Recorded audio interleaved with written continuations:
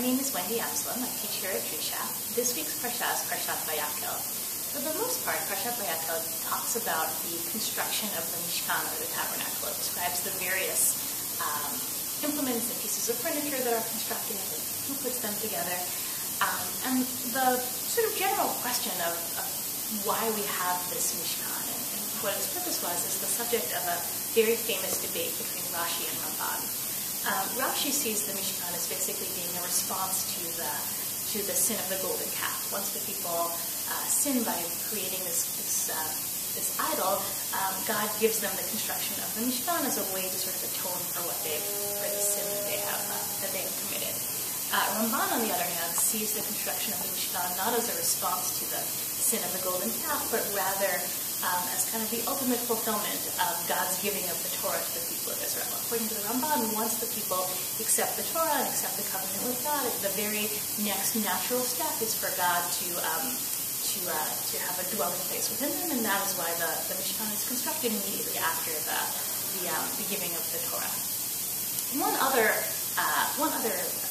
possible reason why it is that the Mishkan is constructed is actually suggested in a very sweet story in Tractate Ketubot on Daf Samach Bet on page 62b. There's a discussion of Rabbi who is marrying his son off to the daughter of Rabbi Yossi ben Zimra.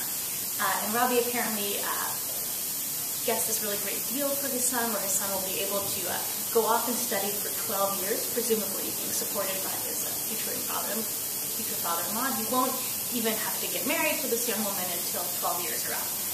And they're about to kind of sign on to this agreement, and they decide to have the young woman sort of walk before Rabbi's son just so he can see her before he commits to marrying her 12 years later. So the young woman passes before him, and as soon as Rabbi's son sees this young woman, he immediately says, maybe I'll only go and learn for 6 years, and then I'll get married. Apparently she's very appealing. And then they have the young woman pass before him one more time, at which point he says,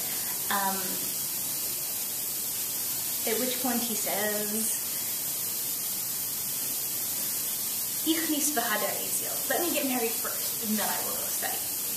Apparently she's so very appealing, he doesn't want to wait at all to marry her.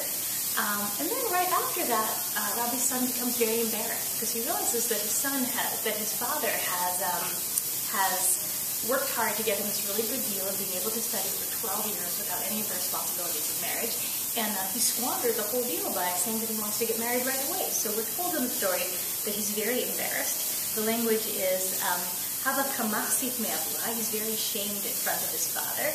And his father, to console him, says to him, B'ni da'at konecha yesh lecha. My son, the mind of your Creator is with you. Don't worry, my son, that you've decided to get married sooner than you thought you would, because that is exactly what God has done. And as proof of this, Rabbi says, Me'ikar Ketiv, originally, back in Parashat Vayakhel, God said, Tivi'emo v'tika emo b'har nachalatcha, you'll bring the people to the land of Israel and plant them there.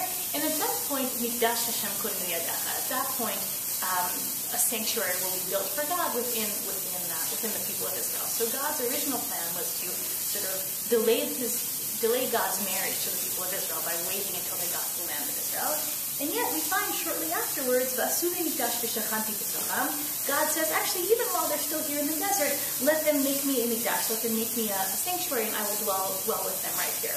So Rabbi's message to his son is that, don't worry that you were originally going to delay getting married and then you decided to get married right away, because actually God did exactly the same thing. God originally planned to start living with the people of Israel, to begin God's marriage with the people of Israel at some future point in the land of Israel, and then God also decided that God didn't want to wait, and God had them build the Mishkan earlier, right here in the desert.